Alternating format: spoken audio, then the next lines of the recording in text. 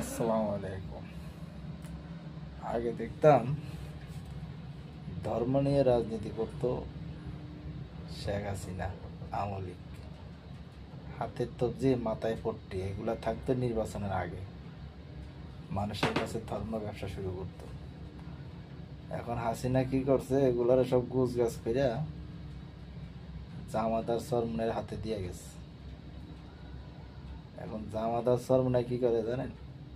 ওই লেবজিটা ধরিয়া একজনকে হাত হাত পাকা ভোট দিলে যাবে এটা নবীর কাছে, আর আরেকজন কইতে আছে দাঁড়িয়ে পারলে ভোট দিলে এটা ডাইরেক্ট সরাসরি জান্নাতে চলে যাবে।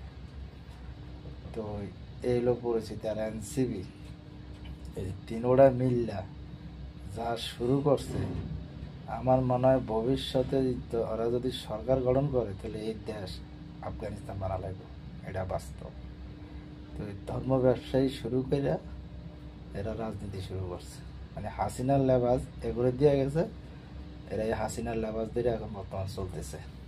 ঠিক আছে, তো বাংলাদেশের জনগণ আপনারা সাবধান হন, এই ধরনের ধর্ম ব্যবসায়ীর কাছ থেকে আপনারা সরে দাঁড়ান, এদের কথা আপনারা কান দিবেন না।